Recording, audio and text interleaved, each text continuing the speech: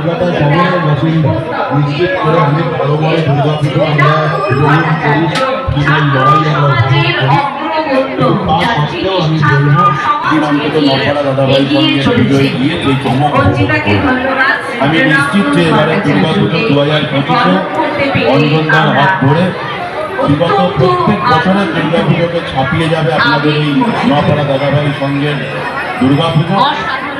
তার আগে আজকে যে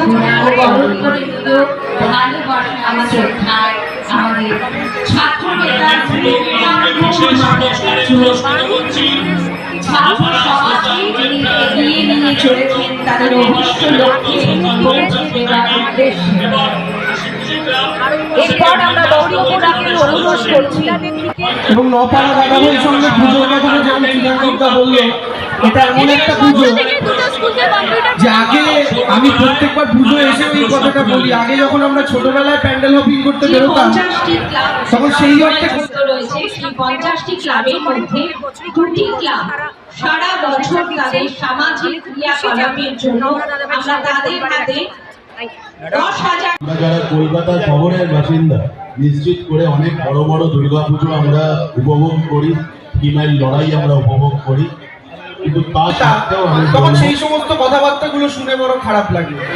বরং চোখের সামনে থেকে যে অভিজ্ঞতা দেখেছি 2011 সালে আমাদের মমতা বন্দ্যোপাধ্যায় মুখ্যমন্ত্রী হওয়ার পর থেকে কলকাতা সহ পশ্চিমবঙ্গের পুজোর যে ব্যাপ্তি, সেই ব্যাপ্তিটা এত বিরাট লেভেলে হয়েছে, সেটা আমাদেরও দেখে গর্ববোধ হয়। আজকে ইউনেস্কোর ইনট্যাঞ্জিবল হেরিটেজের তকমা দুর্গাপুজো পেয়েছে মমতা বন্দ্যোপাধ্যায়, যেটায় সীমাবদ্ধ ছিল যততে আজকে দুর্গাপুজো কেন্দ্রিক অর্থনীতি তার 10 গুণের ওপর বৃদ্ধি পেয়েছে শুধু শেষ কয়েক বছরে। এবং দুর্গাপুজো কেন্দ্রিক অর্থনীতি শুধু একটা প্যান্ডেল পুজোকে কেন্দ্র করে হয় না, তার পারিপার্শ্বিক গোটা পরিবেশটাকে কেন্দ্র করে হয়। দিনে যেভাবে আপনাদের আশীর্বাদ এবং শুভেচ্ছা নিয়ে পুজো উৎসবকে কেন্দ্র করে উন্মাদনা তৈরি করেছে, উচ্ছ্বাস এবং আবেগের বহিঃপ্রকাশ ঘটেছে, আমি বিশ্বাস করি এবছর একটা চমক আছে। সেই চমকের মধ্যে দিয়ে লক্ষ লক্ষ যারা পুজোপ্রেমী ধর্মীয় মানুষ তারা এখানে উপস্থিত হবেন। আমি বিশ্বাস করি তাদের আনন্দ এবং উচ্ছ্বাস আবেগকে কেন্দ্র করে নপাড়া দাদাভাই সংঘ সমাদৃত হবে। আমাদের আপনারা সবাই জানেন আমরা শুধু ধর্মীয় উৎসব নয়, সামাজিক উৎসবকেও প্রাধান্য দিই।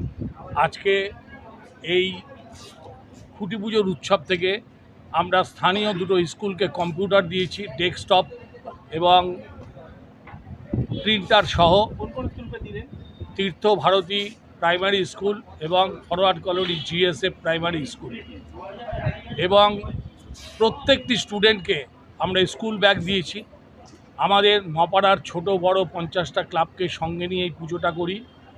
আমরা দুটো ক্লাব সামাজিকতায় প্রাধান্য দিয়ে কাজ করেছে, তার মধ্যে একটা নপাড়া বিবেকানন্দ সোশ্যাল ওয়েলফেয়ার সোসাইটি, আরেকটা নপাড়া হাসি খুশি ক্লাব। এই দুটো ক্লাবকে আমরা আর্থিক সাহায্য দিয়ে আজকের মঞ্চ থেকে বিশেষভাবে সম্মানিত করবার সুযোগ পেয়েছি, এই জন্য তাদের প্রত্যেকের কাছে আমি কৃতজ্ঞ। অর্থাৎ নপাড়া দাদাভাই সংঘ শুধু ধর্মীয় উৎসব নয়, নপাড়া দাদাভাই সংঘ সামাজিকতাকে প্রশ্রয় দেয়, সমাজ সংস্কারক একটা সংগঠন হিসেবেও কাজ করবার প্রচেষ্টা চালায়। আমি বিশ্বাস করি এবছরে আলোতে চমক আছে, প্রতিমায় চমক আছে, প্যান্ডেলে চমক আছে। আমি সমস্ত স্তরের দর্শনার্থীদের দলমত নির্বিশেষে, জাতি ধর্ম নির্বিশেষে সমস্ত স্তরের সদস্যদের আমি আসবার জন্য অনুরোধ করছি। আজকে আমাদের মধ্যে শুধু হিন্দু ধর্মাবলম্বী মানুষ নয়, শুধু বড়নগর আলমবাইয়ার রামকৃষ্ণ মঠের মহারাজ তিনি নয়, উপস্থিত ছিলেন সমস্ত ধর্মের মানুষ, খ্রিস্টান ধর্ম, মুসলিম ধর্ম থেকে শুরু করে সব ধর্মের মানুষের মধ্যে দিয়ে আমরা সম্প্রীতির বাতাবরণের মধ্যে দিয়ে আমরা এই দুর্গোৎসবটাকে এগিয়ে নিয়ে যেতে চাই। আসুন, বাংলার মুখ্যমন্ত্রী যেভাবে পশ্চিম বাংলার বুকে দাঁড়িয়ে শ্রীমতী মমতা বন্দ্যোপাধ্যায় যেভাবে সমস্ত স্তরের মানুষের স্বার্থকে সুরক্ষিত করবার জন্য এই দুর্গোৎসবকে কেন্দ্র করে হাজার হাজার কোটি টাকার ব্যবসা পশ্চিমবাংলায় এনে দিয়েছেন এবং ইউনেস্কো যেভাবে কলকাতার দুর্গাপূজাকে সম্মান জানিয়েছেন, আমরা মমতা ব্যানার্জির কাছে আমরা কৃতজ্ঞ। আসুন সার্বিক দৃষ্টিভঙ্গি নিয়ে এই পুজো উৎসবকে আগামী দিনে বৃহত্তর অর্থনৈতিক ক্ষেত্রকে সমাদৃত করি এবং ধর্মীয় উন্মাদনা না রেখে উচ্ছ্বাস এবং আবেগের বশীভূত হয়ে আমরা এই পুজোকে সাদরে গ্রহণ করি। নপাড়া দাদাভাই সংঘ আপনাদের প্রত্যেককে স্বাগত জানায় 22তম বর্ষ। ডায়মন্ড প্লাজা হতে পারে আপনাদের কাছে, হ্যাঁ, সেখানে ছবিটি চলছে। এবং যে পুজো এসে গেল, পুজো আমাদের কাছে মহোৎসব।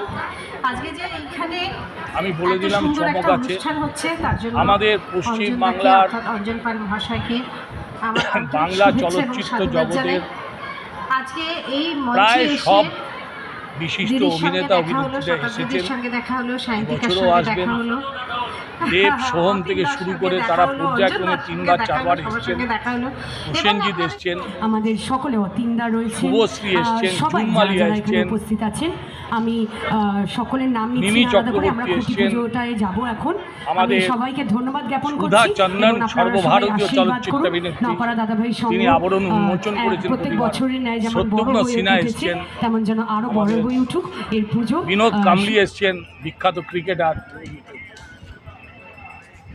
ক্রিকেটার ইরফান পাঠান গত বছর উদ্বোধন করেছেন।